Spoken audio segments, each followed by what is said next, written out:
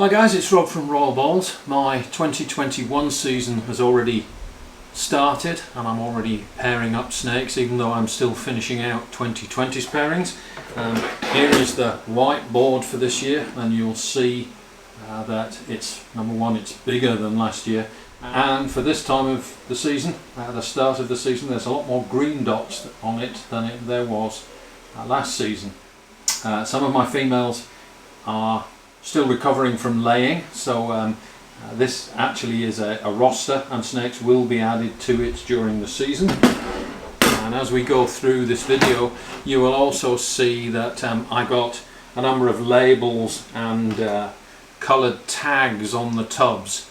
I need a system, and not just in a notebook, which I do keep, but also a visual system so I can see exactly what's going on at a glance in the snake room. So we'll talk about what the coloured tabs and stuff mean as we go through the video, but let's get a look at some snakes. So the first of the new pairings for this season is this one.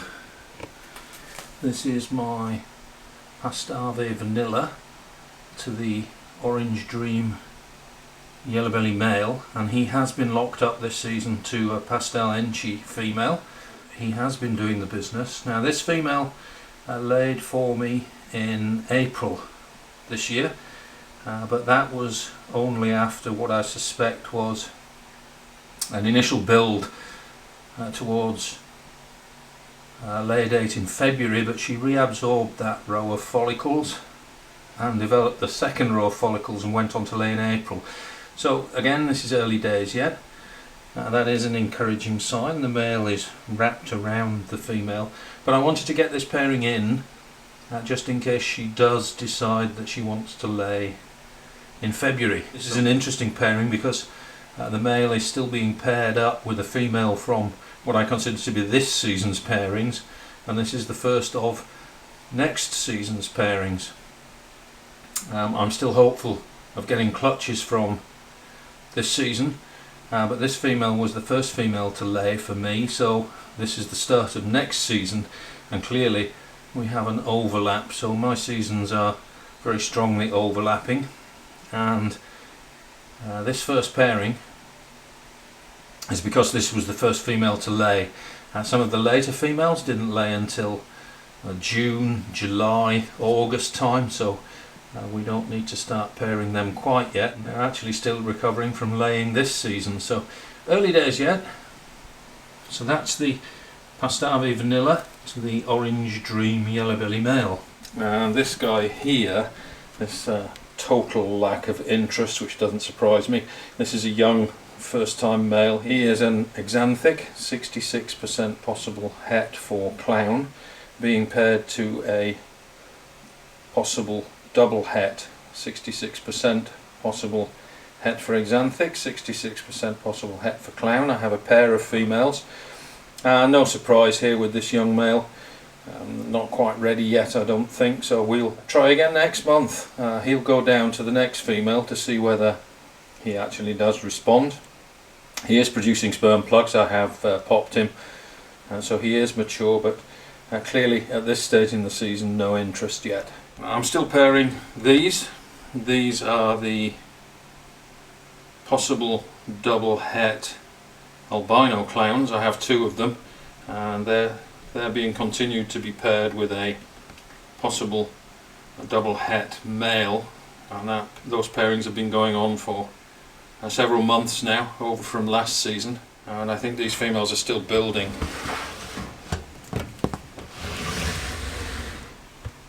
There's the other female double het albino clown. This is a Leopard Mystic Potion. She's been paired to a Firefly male, again for the last several months, and she is probably still building.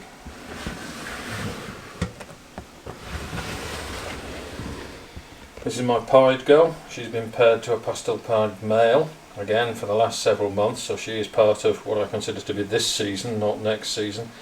She is off food. She's been off food for several weeks now, so I hope that progresses to another clutch of eggs this year, so we'll see. And this girl is my Pastel Enchi. She's been paired to the Orange Dream Yellow Belly, and they've been locking up for the last several times I've tried.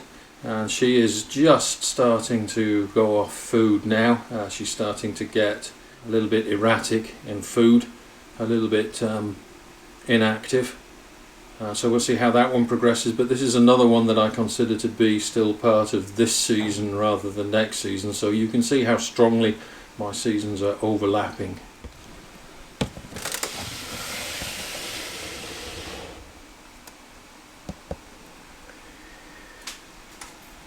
Another first time pairing. This is from a homegrown male actually, because we're producing a lot of double het Desert Ghost Clown stuff. This is going to be my only visual clown pairing for this year. I wanted to get a visual clown pairing, so this is a pastel spot nose yellow belly het for clown male, produced last year by me. He is a first time male, but he is up to size, and this is a vanilla clown female, and you can see that they are, I can't quite see whether there has been a lock, and you'll notice that the female has made a bit of a mess of her tub. That's fairly typical for receptive females at this stage. This is the first time that either of them have been paired, and we're hoping of course for visual spot nose clowns. I desperately want spot nose into my visual clowns, and this is my shot at it. So this is my visual clown pairing for this coming season.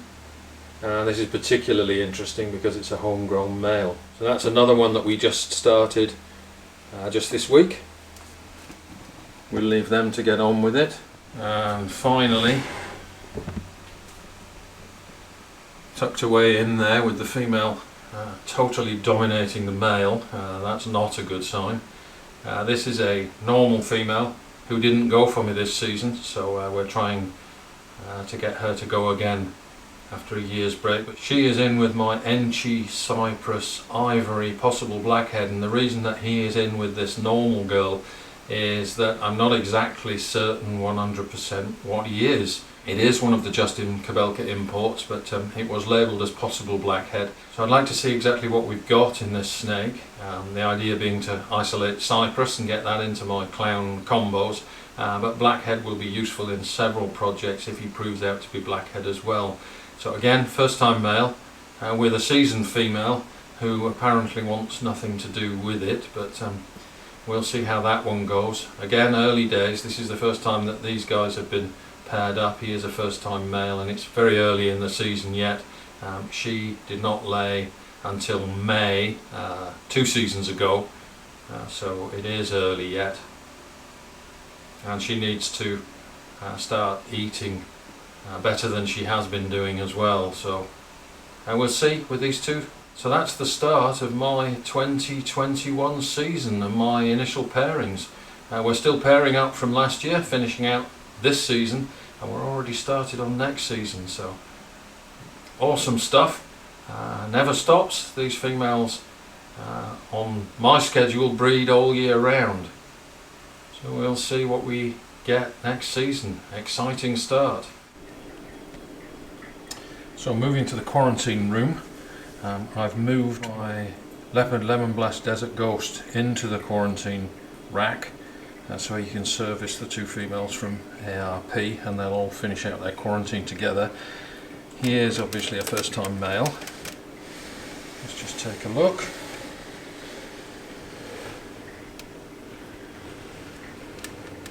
And there he is at the back of the tub, absolutely dwarfed by this monstrous Pastel Clown female. But I haven't seen a lock yet, but he is doing a good job of managing to stay on top and at least show some sort of dominance over this brute of a female. So we'll keep our fingers crossed on that one. This is moving forward with our double het Desert Ghost Clown projects. early days in the season yet. So we'll see what happens with this guy, and once he's done in here he'll move down to the next female from ARP, another brute of a female, which is the spot nose. This time last year I was cooling the room and trying to get my snakes to all start pairing at the same time, and whilst that was successful in kickstarting the season and getting a lot of the males into the mood to pair with my females, the females, despite the fact that I did use a little bit of cooling, were not being fooled by that, and they proceeded to lay eggs on their own schedule throughout the year. So I do have some snakes that have only just laid, even though I'm already starting to pair for next season.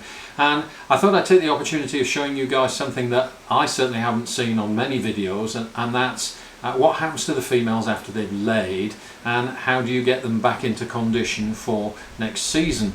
So I'm going to look at some of my female snakes and show you what they look like, and we're going to talk about feeding and nutrition plans. Don't worry, I'm not going to show you any snakes flying all over the room and rats being killed. We're actually going to talk about nutrition plans and feeding strategy.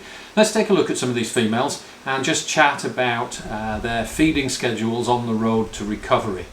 Some of the things that I'm going to talk about in terms of feeding, I'm not suggesting that everybody should go out and do it this way. I was brought up on the once a week 10% rule, probably the same as most of you, but I've learned over the years that I need to be a little bit more flexible with my feedings, and I think you can see that some of my females are actually a little bit fat, and I need to switch around some of the feeding schedules for those particular snakes. So we'll take a look at them and chat a little bit about how often and how much to feed your snakes during the recovery period, and a little bit about how I prep my snakes when they are getting ready to be paired. So here is a snake that laid on the 11th of October, just 2 weeks ago in fact, and this female is the Fire Het Lavender, so the mother of my Cherry Bomb clutch. And I just wanted to show you this girl because she went back in a tub after she was separated from the eggs and took one meal and immediately went into shed. You can see her eyes are still milky, but she will shed out in the next couple of days. And this is perfectly normal for a female that's lifted from eggs. They eat once or twice and then immediately go into shed, and I believe this is the hormonal change that occurs when a snake is no longer incubating its eggs. So this is a good sign that she's let go of the clutch. But the thing I want to point out here is that if many of you who watch my channel remember, this is the snake that my mentor gave me a telling off about for letting get too fat. This snake has a tremendous feeding response, and I overfed her and she got fat, and we were a little bit concerned that she might have difficulty laying eggs. Obese snakes can sometimes get egg bound because of the restriction to the oviduct when they lay eggs, but fortunately she laid a full healthy clutch with no issues. But you can see immediately that this snake does not look out of condition. It's not skinny. In fact, it's still quite large. So in terms of recovery for this snake, she will go back onto a once every 2 week diet. She's perfectly healthy, but she is still a little bit too overweight actually, even though she's just laid a clutch of eggs. You can see the loose skin here where she's still carrying fat reserves.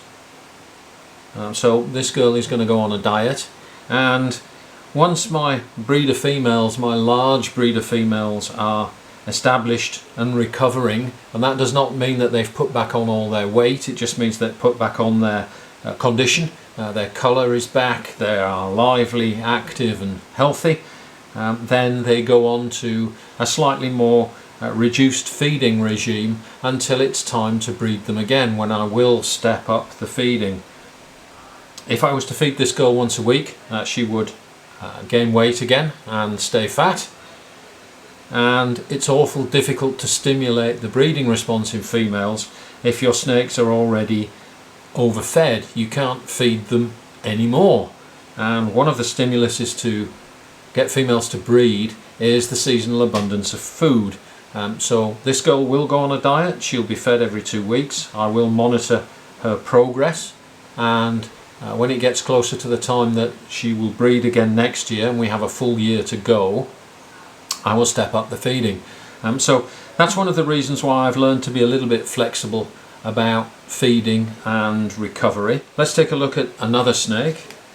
So this girl laid in September, and she did exactly the same thing. When she came off the eggs, she ate a couple of quick meals and then immediately went into shed. But you can see, in contrast to the other snake, that this snake is actually still quite skinny. She always was a picky eater.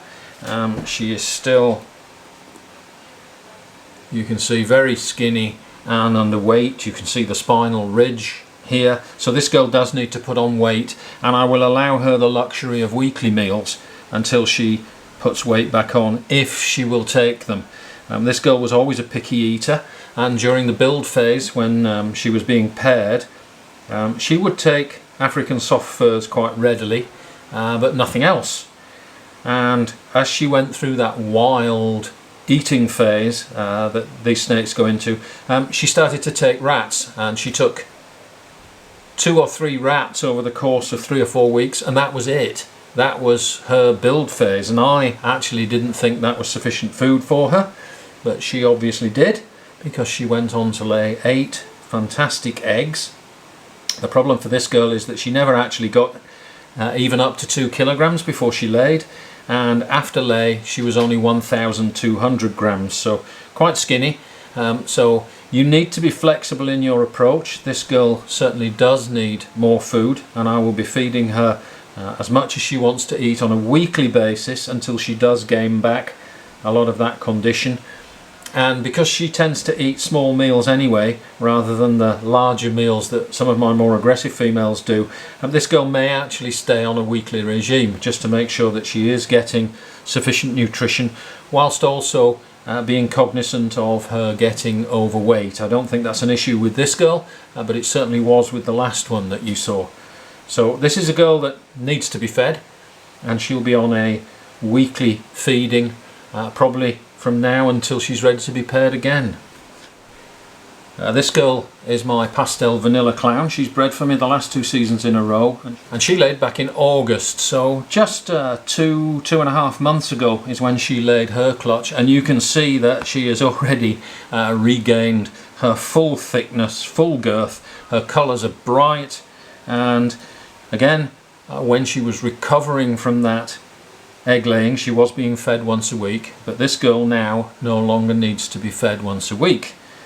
She is perfectly healthy, good body weight, good girth, and there is no reason to overfeed this snake in order to get her to breed next season. In fact, that can be counterproductive. As I said, one of the stimuluses to getting your snakes to breed is to actually increase the food abundance, which stimulates them into breeding mode. So if you're already feeding your snakes once a week, it's actually pretty difficult to do that. So she'll go onto a regime of once every 10 to 14 days, and I'll give her a decent sized rat, but she'll have plenty of time to digest it. And I do find with less frequent meals that actually they're not pooing all the time. They tend to, at least in my opinion, absorb more of the food that they do eat instead of pooping it out.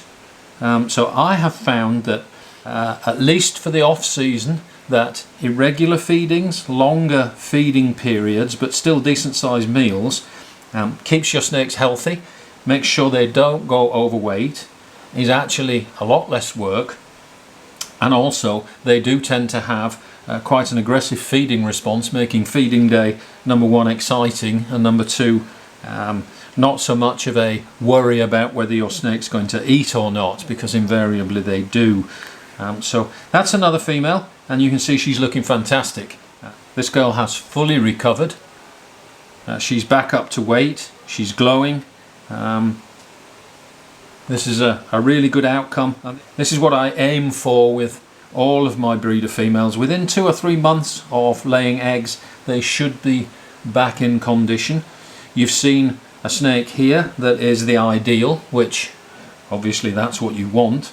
You've seen one snake which is too fat, and even after laying eggs is still too fat. And you've seen one snake that's a little bit skinny and perhaps needs a weekly feeding regime to get her back up to size. She is back in condition, her colours are glowing, she has shed, and she's eating again regularly but small meals. And that's a snake that needs a little bit more TLC and a little bit more coaxing, so she'll be on small meals on a weekly basis. This girl will drop to every 10 to 14 days, and the big girl that you saw that's overweight will be fed every 14 days until she loses a bit of weight. This is a girl that laid in May. She actually is the mother of my second clutch, and you can see that she is already actually, if anything, already on the chunky side. So no worries about her breeding again, but we do need to monitor this girl's weight. She is an enthusiastic eater, as most of my snakes are, and when they eat enthusiastically, it's always tempting to just give them a little bit more, and it's not always good for your snake to do that. This snake is also overweight, so again, every 2 weeks for this girl for the time being is fine, and if we want to breed her again, we can step up the feedings to weekly. And when I step up the feedings to weekly, I tend to feed smaller to help speed up the digestion. If you feed on a weekly basis, it can actually take these snakes a little bit longer than a week to fully digest, so you're feeding them before they poop, and they spend their whole time almost comatose in the tub actually digesting food, which I don't think is particularly good for the snake. So I tend not to do that, or try not to do that these days. I like to see an enthusiastic feeding response, and I don't like to see a fat snake. Fat snakes have issues when you breed them. So for this girl, it's also a fairly calorie controlled diet to make sure that she's in good shape for next season. Now, in terms of growth rate, this is one of the yearling females. She is actually 13 months old. She was produced here at Royal Balls, and she is one of the girls that featured in my feeding response video. So this girl has a fantastic feeding response, is a great eater, and if there was any suggestion of her being starved in order to get a good feeding response, I think you can see that that isn't the case. She's 13 months old. She feeds on a weekly basis.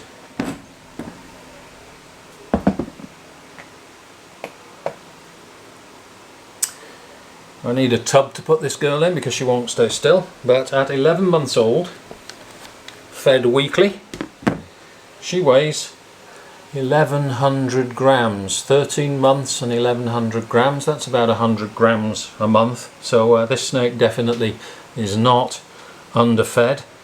You can see that 11 months old, she is already quite chunky, and this girl now has significant body reserves and I think is ready to go on to a more restricted feeding regime. Again, probably of the order of once every 10 days or so.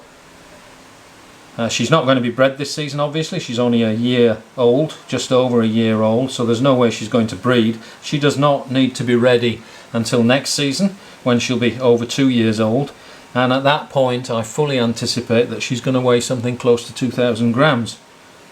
So definitely not underfed, if anything the exact opposite, and we do need to be careful that she doesn't get overweight in our rush to get this snake up to breeding weight. So again, we'll drop the feeding to every 10 days or so and monitor her progress.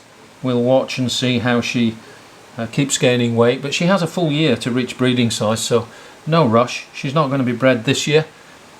So again, just as it is very sensible in humans to control the amount that you eat for health reasons, it's also important for snakes, and unlike us, they have a much slower metabolism. They're much more efficient at conserving energy, and they need to eat a lot less than you think they do. So this is a 1100 gram female at 13 months old. And this snake here is her sister, believe it or not. They do look quite different, but this is a female from the same clutch. It is her sister. So again, the same age, 13 months. And this female actually weighs 1,115 grams, so she's even bigger than her sister. So she's getting plenty to eat and growing plenty fast enough, and again I think it's time that we actually started to reduce the feedings on this girl. There's no rush to get her up to size. She's not being bred this season. Let me just take the lid off so you guys can admire this snake. This is a vanilla yellow belly, which is particularly striking. I think it's an awesome combination. You can see the flaming along the sides here and this glorious vanilla bright colour along the dorsal. We may as well appreciate her while we're discussing her nutritional regime. This is a 13-month-old snake that weighs over 1,100 grams. She's a consistent eater. She has been fed every week, and again, you didn't see her on the video, but I can guarantee you that she has exactly the same feeding response as the other girl. That should be pretty obvious from just looking at her. So it's time to think about actually whether we're overfeeding this girl or not. This one is a little bit longer. It's a bigger snake than her sister, and I think you can see from her body condition that she isn't actually quite as thick as her sister. Her sister is shorter and thicker. This one is longer and thinner. So again, a flexible approach with these snakes is always best. It's the way they eat in nature. A snake does not eat regularly on a weekly basis. It will eat what it can when it can, and it may eat 3 or 4 days in a row and then go for months without eating again. These snakes are perfectly well adapted to doing that. So please don't worry about if your snake misses a feed or two. Once they get to this sort of size, it does them absolutely no harm at all, and in fact may actually be good for them. They are physiologically adapted to irregular feedings. They're physiologically adapted to eat large meals and then not eat again for months. They are extremely adaptable animals, and we need to be extremely adaptable in the way that we feed them. So no two snakes are the same. They all get fed on a regular basis, even though some of them are on longer intervals than others. And I think you'll agree that they're all looking extremely healthy, and in fact some of them are looking perhaps a little too healthy. So that's something that I think is not normally shown on videos, what happens to the female snakes after they lay, and how do we get them back into condition, how do we plan their nutrition plans for recovery and getting them ready for next season. So I hope you enjoyed that little aspect of breeding. As I said, it's the way that I do things. I'm sharing my experience, and it may not necessarily suit you, your snakes or your collection. Don't forget to share, like and subscribe, and we'll see you next time.